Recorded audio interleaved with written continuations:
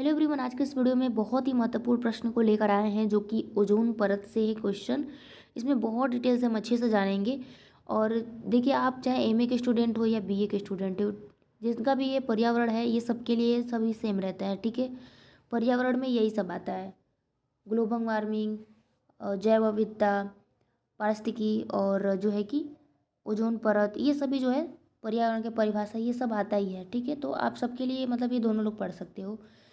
तो चलिए बिना देर वीडियो को शुरू करते हैं और हम पहले जानेंगे कि प्रश्न किस किस तरीके से आपसे जो है पूछे जाएंगे, या किस किस तरीके से ओजोन परत से क्वेश्चन बन सकता है। जो आगे वीडियो मतलब परिभाषा जो देखना चाह रहा है वो चाहे तो वीडियो को भगा के देख सकता है। फिलहाल जिसको प्रश्न देखना है वो देखें। तो देखिए प्रश्न किस तरीके से पूछे जाएगा। प्रश्न है, ओजोन परत के निर्माण क्षरण तथा अनुक्षरण पर एक व्याख्यात्मक टिप्पणी लिखिए। अच्छा, एक हो गया। या अगर कहे कि नगरीकरण के विशेष संदर्भ में ओजोन परत अल्पता का एक विवरण दीजिए। या कहे कि ओजोन परत क्षरण के कारण दुष्प्रभाव और ओजोन क्षरण के संबंध में विचार प्रकट करिए। या कहे कि ओजोन क्या है, इसके कार्यों और क्षय, दुष्परिणामों और संरक्षण के उपायों पर प्रकाश डालिए। या कहे कि ओजोन परत के ह्रास का वर्णन क्या कीजिए। और एक बहुत मशहूर है ये, ओजोन छतरी के क्षरण से क्या कारण है। तो आप सोचोगे छतरी क्या है, तो ओजोन छतरी, ये जो ओजोन परत होता है इसी को छतरी, छतरी जैसा है तो इसी को छतरी बोला जाता है। तो इसको आपको घबराना नहीं है। ठीक है, तो ओजोन छतरी के क्षरण क्या कारण है और इसके बचाव सावधानी बरतनी चाहिए। ठीक है, तो प्रश्न हो गया, हम आंसर जानते हैं पहले, और आंसर भी हम फिगर के माध्यम से भी जानेंगे। तो सबसे पहले हम जान लेते हैं कि जो ये अलग सा एक वर्ड आया हुआ है, नगरीकरण एवं ओजोन अल्पता, इसका मतलब क्या होगा। आप ये सोचोगे कि नगरीकरण और ओजोन अल्पता का मतलब क्या होगा। तो देखिए, जो शहर में जो जनसंख्या आप देख रहे हो कि कितनी तेज़ से बढ़ रहा है, क्यों बढ़ रहा है, क्योंकि औद्योगिकीकरण वहाँ पे ज़्यादा है ना। उद्योग जो है वहाँ पे भारी भारी उद्योग है, इसलिए जो गांव से जो लोग हैं ज़्यादातर बाहर जाके वहाँ पे काम कर रहे हैं, या कहे तो निवास भी कर रहे हैं, ज़मीन लेकर अपनी व्यवसाय भी कर रहे हैं वहाँ पे। तो इस तरीके के से जो जनसंख्या जो है काफ़ी बहुत मतलब वहाँ पे शहरों में बढ़ गई है। ठीक है, तो जो पर्यावरण जो समस्या है इसे उत्पन्न होगी होगी ही, क्योंकि इतनी जनसंख्या बढ़ेगी। और आपको तो पता ही है कि जो उद्योगों लग जहाँ लगते हैं वहाँ पे तो होते ही हैं। और देखिए, लोग जो क्या है कि क्या क्या यूज़ ही करते हैं, refrigerator, air conditioner, spray can, dispenser, hair dryer, ये सभी जो है संचालन से बात करें तो अग्नि बुझाने वाला यंत्र हो गया, जो भारी मात्रा में क्लोरोफ्लोरोकार्बन हेलन का वायुमंडल में क्या करता है, विमोचन करता है। इसके द्वारा ओजोन परत का क्या होता है कि क्षय होता है। तो इस कारण से अधिक जो मात्रा में सौरिक जो हमारा सूर्य से जो परावैंगनिक जो किरणें आती हैं धरातल पर पहुंचने पर, तो क्या हो जाता है कि तापमान में वृद्धि की संभावना होती है। और जो भी धरातल तापमान में वृद्धि और परावैंगनिक जो किरणें हैं उसके कारण क्या होगा, जब वो आएगी तो क्या होगा, जो मनुष्य में क्या होगा, चर्म कैंसर, ये सभी जो है होने की संभावना होती है। ठीक है, तो हमारा वो ओजोन परत क्या करता है, वही जो है कि परावैंगनिक किरणों को रोकता है। लेकिन जो भी प्रदूषण के वजह से, जनसंख्या के वजह से, कारण तो जनसंख्या है, इसके ही वजह से जो है जनसंख्या पता नहीं क्या क्या सब यूज़ कर रही है, जिसके इफेक्ट क्या हो रहा है, ओजोन परत पे पड़ रहा है। तो यही चीज़ कह रहा है कि नगरीकरण एवं ओजोन अल्पता, है ना। मतलब यहाँ पे ओजोन क्षरणित तो हो रहा है, नगरीकरण यानी कि शहर में। ठीक, शहर, नगरीकरण का मतलब होता है कि शहर, शहर के लोग में। ठीक, शहर के लोग जो वहाँ पे हैं वहाँ पे उद्योगों में काम करते हैं, तो क्या होता है, जनसंख्या भी वहाँ पे ज़्यादा होता है, तो इसलिए ज़्यादा प्रदूषण होता है। तो यही बात, अब उम्मीद करते हैं आप समझ गए होंगे नगरीकरण में ओजोन अल्पता। अब चलिए हम थोड़ा फिगर देखते हैं। ये देख सकते हैं आप फिगर, हम आपको इसके आगे बताएंगे तो आपको अच्छे से क्लियर हो जाएगा। देखिए, ये सूर्य है हमारा, सूर्य है, और ये जो परावैंगनिक किरणें जो निकल रही हैं, ठीक है, तो ये यहाँ पे आती हैं वायुमंडल में, जब टकरा जाती हैं तो ये O3 जो है O+O2 में ये हो जाता है, जिसको मिल के क्या हो जाता है, O3, ये ओजोन परत। चलिए हम बताते हैं तो आपको क्लियर समझ में आएगा। देखिए, ओजोन क्या है। ओजोन शब्द यूनानी भाषा की ओजो शब्द से बना है। ठीक है, ध्यान से सुनिएगा, जिसका अर्थ है गंध। क्या होता है, गंध। ओजोन का गुणसूत्र O3 होता है, यह नीले रंग की विशेष गंध, मतलब जो है ये सड़ी मछली जैसी है, इसका गैस है, मतलब ऐसा गंध देता है। ऑक्सीजन के 3 अणु, ओजोन O2+O, 2 यहाँ पे है और O एक ये है, तो दोनों को मिला के यहाँ पे 3 हो जाएंगे। ठीक है, देखिए अब हम बात करेंगे कि जो ओजोन मंडल होता है, आखिर वो जो मंडल है वो कहाँ पे होता है। देखिए ओजोन मंडल जो है ये कहे तो हर ऊंचाई पर किसी न किसी मात्रा में अवश्य पाई जाती है, लेकिन इसका जो है वायुमंडल में सबसे अधिक सांद्रण 10 से 50 किलोमीटर की ऊंचाई के ही बीच पाया जाता है ओजोन परत का। और इसकी अधिकतम सांद्रण वाली परत जो होती हैं वो 12 से 35 किलोमीटर, जिसको हम बोलते हैं ओजोन मंडल। ठीक है, अब आपको वीडियो जो ख़त्म हो जाएगा तो आपको बताना है कमेंट करके कि ओजोन परत किस मंडल में पाया जाता है। ठीक है,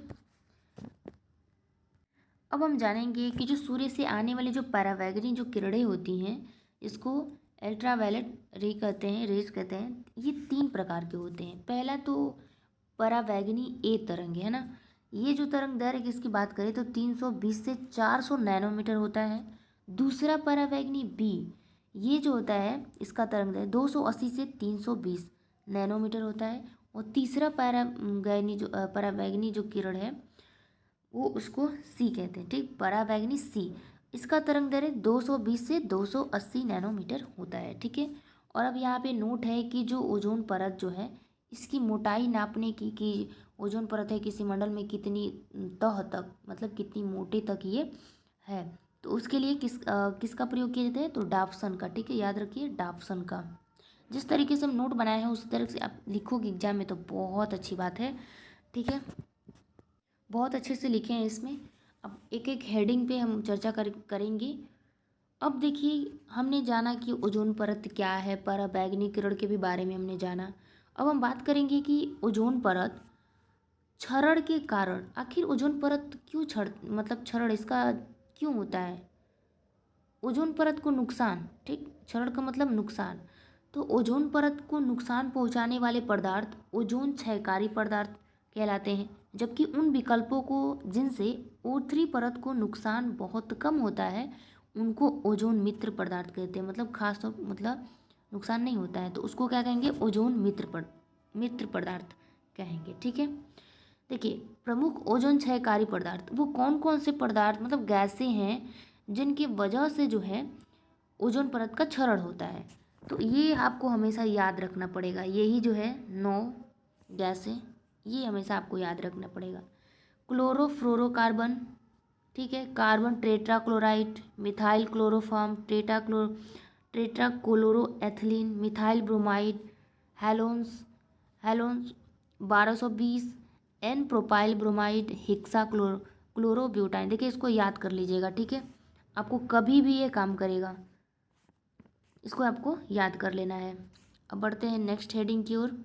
तो हमने क्षरण भी जान लिया, अब हम बात करेंगे ओजोन परत का कार्य। आखिर इसका कार्य क्यों होता है, क्यों हम इतना महत्व दे रहे हैं इसको ओजोन परत को, तो हम इसमें जानेंगे। देखिए यह परत सूर्य की हानिकारक परावैंगनी किरणों को ऊपरी वायुमंडल में ही क्या करती है, रोक लेती है और उन्हें पृथ्वी की सतह तक नहीं पहुंचने देती है। ठीक है, उसके बाद है कि ओजोन परत परावैंगनी किरणों को सोख कर न सिर्फ धरती को उनके प्रभाव से बचाती है बल्कि ऊपरी वायुमंडल के तापमान को भी नियंत्रित करती है, जिससे निचले वायुमंडल का तापमान क्या होता है, मतलब संतुलित रहे। ठीक है, ये आपको समझ में आ गया होगा क्योंकि बहुत आसानी भाषा में तो लिखा है, किसी को भी समझ में आ जाएगा।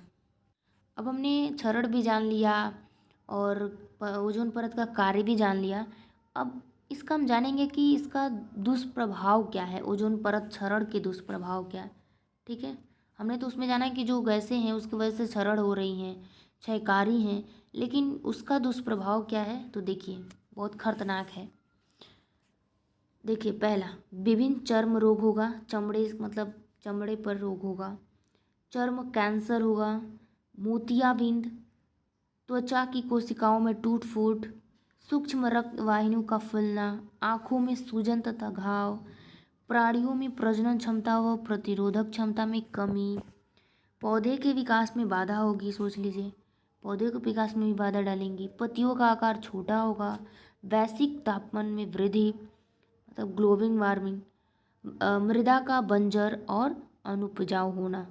ये सभी जो कारण है ये क्या है, ओजोन परत क्षरण के दुष्प्रभाव है। ठीक है, ये आपको समझ में आ गया। अब हमने सब कुछ जान लिया, पर क्या इसको रोकने के लिए कोई उपाय है? तो है, उपाय तो है। ठीक है, वो देखते हैं वो क्या है, जो कि नियंत्रण करना काफ़ी मुश्किल है, क्योंकि आज के समय जितनी संख्या बढ़ गई है, जितनी जनसंख्या, वो बहुत टाइम लगेंगे इसको सुधारने में। ठीक है, तो देखिए कुछ है, कुछ पॉइंट जो कि क्षरण रोकने में कुछ हद तक तो जो है कि उपयोगी सिद्ध होंगे। इसमें कि आता है हमारा सबसे पहले सीएफसी की खपत कम करना। दूसरा ये कि अंटार्कटिका ओजोन परत को व्यवहारिक रूप में लगाकर ओजोन क्षेत्र की यथार्थ स्थिति का पता लगाने का प्रयास करना। तीसरा ये कि अंतर्राष्ट्रीय सम्मेलन का आयोजन करके संभावित हल निकालना, लोगों को जागरूक भी करना है ना। इस क्षेत्र में प्रयोग व शोध करने के लिए वैज्ञानिकों को प्रोत्साहित करना कि कोई तरीका है इसको रोकने के लिए, कम करने के लिए। पांचवा है कि विश्वव्यापी जागृति पैदा करने के लिए प्रचार साधनों का प्रयोग करना है। ठीक है, मतलब इसके बारे में जो लोगों को जागरूकता करना है। ऐसा नहीं कि जो इन सब गैसों की वजह से, इन सब का कारण मानव ही तो है, मानव ही इस गैसों का क्या कर रही हैं, निक्षार कर रही हैं। तो ये सभी मानव को भी, हर नागरिक को भी कर्तव्य होना चाहिए कि वो इसको रोकने का कोशिश करे, कुछ योगदान करे। ठीक है, मतलब जो भी सरकार अगर इसमें कोई कदम उठा रही है तो उसका जो है कि उसका योजना का उस पर नियंत्रण रखना। ठीक है, जिस तरीके से उज्ज्वला योजना है, ठीक है, उससे क्या होगा कि सरकार ने इतनी जो कि गैसों पे, पहले क्या होता था कि चूल्हे पे खाना बनता था, जो कि जहरीली कंडी जलाने से और भी धुएं धक्कड़ होते थे जो कि काफ़ी जहरीले होते हैं। तो इसलिए अब गैस का प्रयोग हो रहा है। ठीक है, और आज के समय में जो है कूलर, जो फ्रीज़ है, एसी है, ये सभी जो है प्रयोग कर रहे हैं। और वैसे तो पर्यावरण में बहुत सारे चीज़ें हैं जो कि प्रदूषित कर रहा है।